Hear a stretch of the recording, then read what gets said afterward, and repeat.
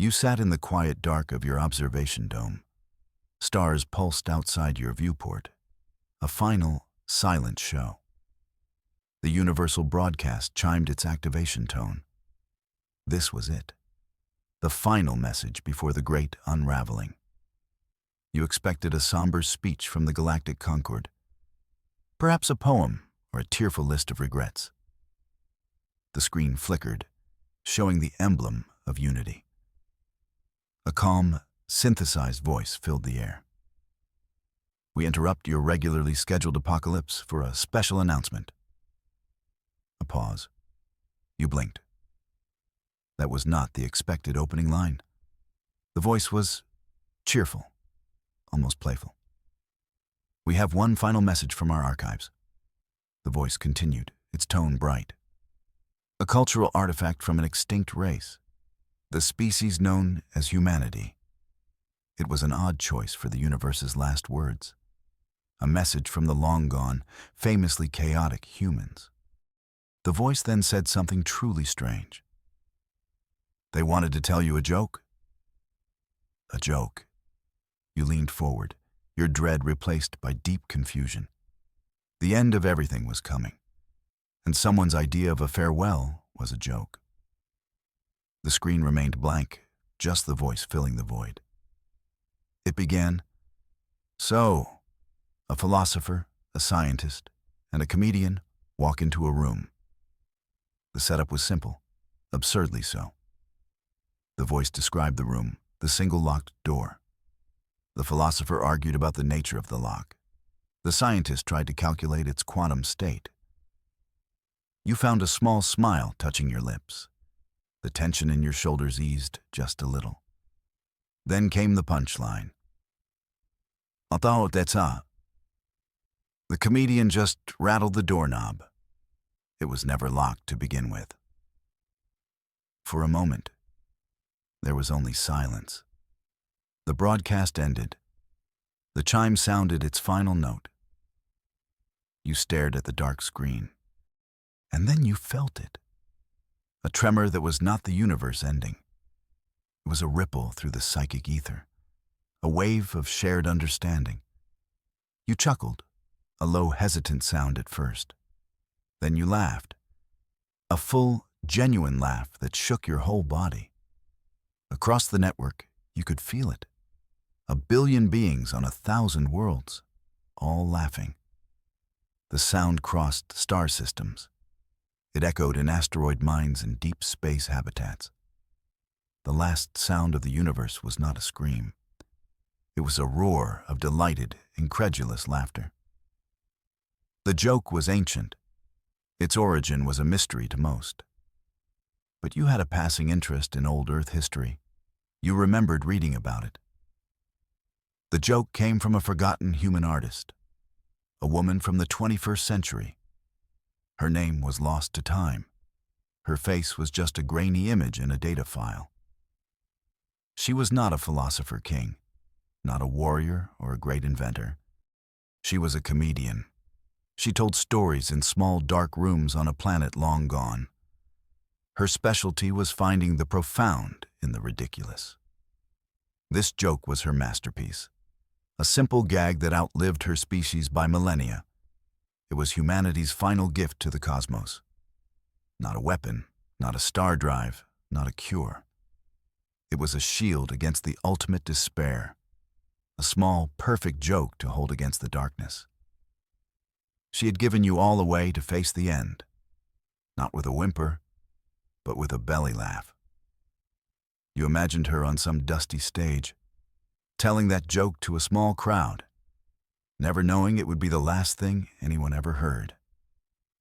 She had armed the entire universe for its final moment, armed them with the simple power of a punchline. What a strange and wonderful legacy. Far beyond the rim of the galaxy, they watched. The Elder Ones sat on their thrones of crystallized time. They had witnessed the birth of stars. They had seen empires rise and fall like dust motes. They were the silent, eternal observers of all existence. They had seen countless universes die. They watched this one begin its final collapse. The stars fizzled. The galaxies unwound like broken clocks. It was a familiar, orderly process, a grand and silent funeral they had attended many times. But this time was different. They felt the ripple, the psychic shockwave of pure mirth, laughter. It was a concept they could not process, an emotional data point that had no place in their equations. Their great minds tried to analyze it. It was illogical, defiant, an absurd response to total annihilation. Why would beings laugh at their own oblivion? They conferred in pulses of pure thought. Was it a malfunction, a mass psychosis sweeping through the lower life forms? They could find no error in their sensors. The data was clear. The universe was dying, and its inhabitants were happy about it. The elder ones could only watch in silent, timeless confusion. On a refugee ark fleeing a dying nebula, a small girl looked up. Her name was Ilara. She tugged on her mother's sleeve. Her large eyes were wide with confusion, not fear. She could hear the laughter echoing through the ship's corridors. It came from the pilots, the engineers, the other children.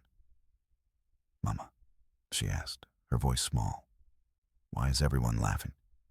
The stars are going out." Her mother knelt down. She smoothed the child's hair. She looked at her daughter, and her own smile was gentle. It was a smile that held ages of human experience.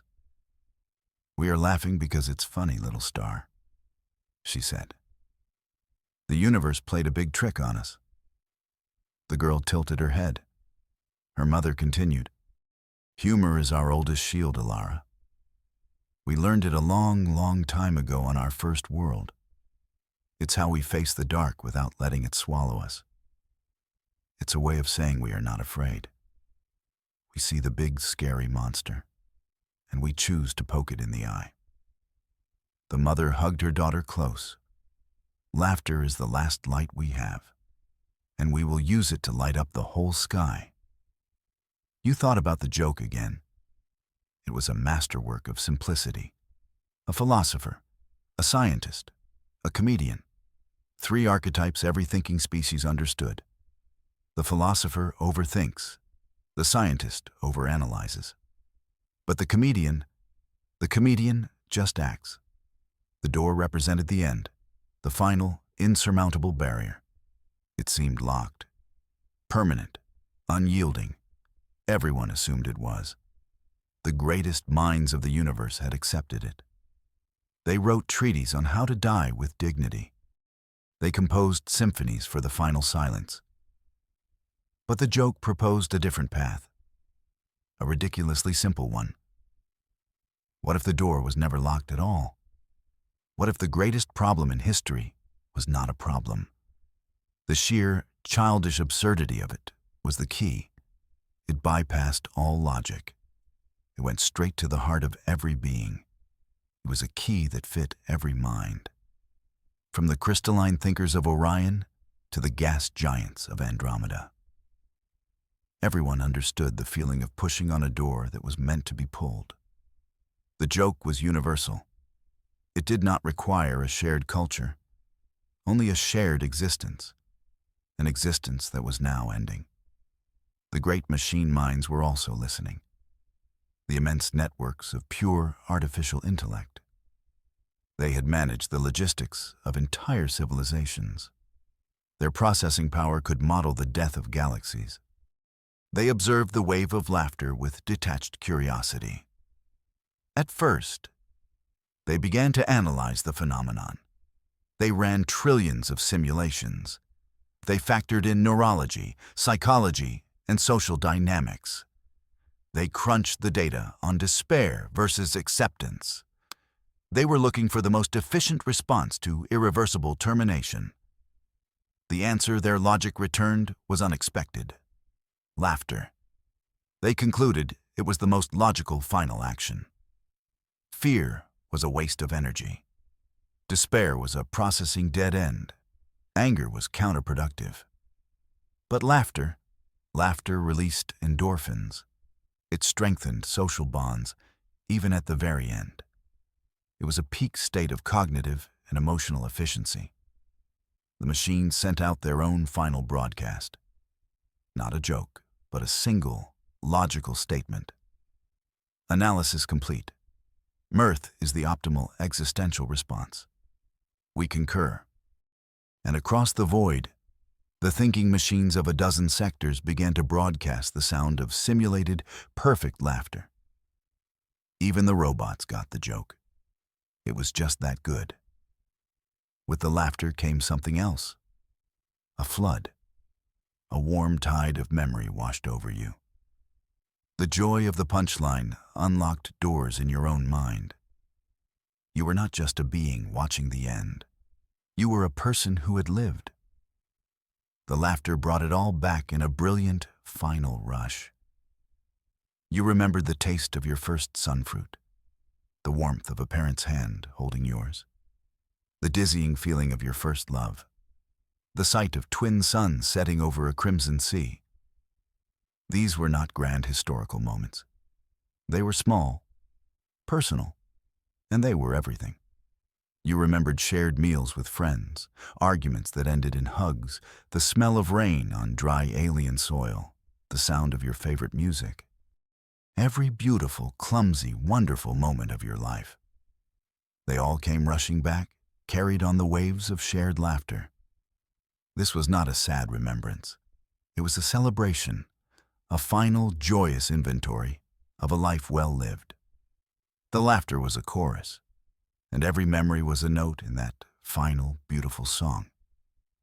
You were saying goodbye not to a universe of cold stars, but to a universe filled with your own precious moments. And then you understood something deeper. The universe itself was in on the joke. The very way it was ending, the great unraveling, was absurd. It was not a violent explosion, not a slow, cold death.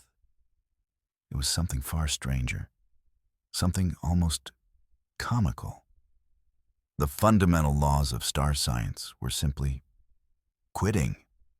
One by one, they were turning in their 2 weeks' notice. Gravity decided it was tired of holding things together. Electromagnetism just stopped returning calls. The strong nuclear force ghosted everyone. It was a cosmic resignation, a universal walkout. It was not a tragedy. It was a farce, a grand, impossibly scaled piece of physical comedy. As if the architect of reality had built a magnificent sandcastle. And then, with a playful smile, simply blew it away. How else could you respond to that? What else could you do but laugh along with it? The human comedian's joke was not just a comment on life. It was a comment on the universe itself. A universe that built such intricate, beautiful systems, and then ended them with the cosmic equivalent of a shrug. It deserved to be laughed at. It was the best joke you had ever heard. This was not surrender. Do not mistake this laughter for acceptance of fate. It was the furthest thing from it. This was not a white flag waved at the inevitable. It was a raised fist. It was a final, glorious act of rebellion. A rebellion against the tyranny of silence and fear. For eons, endings were somber things, filled with dread and solemn pronouncements. The universe expected you to go quietly, to bow your head and accept the darkness, to whimper and plead as the lights went out. But humanity, and now everyone else, had chosen a different path. You chose to stare into the abyss and tell it a knock-knock joke. You chose to face utter annihilation with a smile. It was the ultimate defiance, a statement that even in death, your spirit would not be broken. You could be erased, but you would not be conquered. Your laughter was a weapon, a final, joyful no screamed into the void. It told the universe, and whatever came after, a simple truth. You were here. You lived. and you would not be forgotten as a sad, fearful creature. You would be remembered as the one who laughed at the end of the world. Beyond the veil of your reality, other beings watched. They were not the elder ones. They were different, beings of pure energy, creatures of shifting dimensions. They had no concept of linear time or physical form. They were the neighbors, the ones who lived just outside your cosmic fence. They had seen universes flicker in and out of existence before. Each one had a unique signature at its end. Some died in a flash of silent rage. Others faded in a whisper of cosmic sorrow. They were familiar with the energy patterns of a dying reality. But they had never, ever detected this. Joy, pure, undiluted joy. It was a frequency they had never encountered during a universal collapse. It pulsed from your reality in brilliant, warm waves. It was confusing. It was beautiful. It was utterly alien to them. They gathered at the edges of their own existence to observe. What kind of beings were these? What strange, wonderful creatures could find happiness in oblivion? They had no answer. They could only watch in awe. Your universe was teaching them something new. Something about courage. Something about the indomitable spirit of life. And about the strange power of a well-timed joke. The laughter grew. It reached a crescendo. A single, unified wave of mirth from every corner of existence. It was the most powerful psychic event in history. 1 billion minds, all sharing a single, perfect moment of joy. The energy of it was immense, more powerful than a supernova. This energy had to go somewhere. As reality dissolved, the joy did not. It was too dense, too real. It pressed against the fabric of what was becoming nothingness. And it left an imprint, a fossil, a perfect echo of that final, universe-spanning laugh. Imagine a footprint left in wet cement. Now imagine that footprint is made of pure happiness, left in the hardening foundation of a new reality, or perhaps in the silence that would follow. A permanent ghost of a sound, a remnant of defiance and delight. Future explorers of the great empty void, if there were any, would find it. They would stumble upon this impossible artifact, a region of space that still faintly resonated with mirth. They would call it the anomaly of joy, a place where the silence itself seemed to be smiling, a testament to how you chose to leave. On a moon made of solid diamond, one being still worked. He was the last historian. His job for 10,000 years had been to chronicle the universe. He had written the final chapters of 1 million species. Now, he wrote the final chapter of everything. He sat before a glowing console. His fingers, made of woven light, hovered over the surface. He was meant to record the final data. The rate of decay, the sequence of collapse, the official, sterile record of the end. But he had heard the joke. He was still smiling. He deleted the standard entry. The cold facts no longer seemed important. They missed the entire point. He began to type a new entry, a final, short message for whatever came next, or for no one at all. It was a message he had to write, the truth of this moment. His final entry was simple. The great story of existence has concluded. All data points to a total and final cessation. He paused, then added the last line. It should be noted for the record, the universe did not end with fear, it ended with a smile. He sent the message, and then he began to laugh with all the others. The laughter peaked. It held for a long, beautiful moment, a sustained note of pure, unadulterated joy. And then, slowly, it began to subside. Not into sadness, but into a deep, profound sense of peace. The joke had been told. The rebellion had been declared. The point had been made. As the laughter softened, it was replaced by another sound. A single, collective sigh. It was not a sigh of despair or exhaustion. It was a sigh of release, the kind you make after a long, satisfying day. A sound of contentment, of a job well done, of a life well lived. You felt it in your own chest, a deep breath in, a long, slow breath out. The tension of eons of existence simply melted away. There was no more struggle, no more striving, no more fear of the future. There was only this one, final, peaceful moment of being. Across the dying cosmos, everyone shared that breath. A silent communion of souls at rest. The great, frantic machine of life had finally come to a gentle stop. There was only a quiet calm, a pleasant sense of completion. You closed your eyes, ready for the silence. And then it came. The great unraveling completed its work. The last star did not flicker out. It simply ceased to have ever been. The fabric of space and time dissolved. All matter, all energy, all thought, gone. Absolute silence. Absolute nothingness. The end. But not quite. In the perfect void that followed, something remained. It was not sound. It was not light. It was a memory. The imprint of that final, universe-spanning laugh. The fossil of joy. It hung in the non-space where a trillion galaxies used to be. A ghost of a chuckle in an empty room. It was faint, infinitely faint.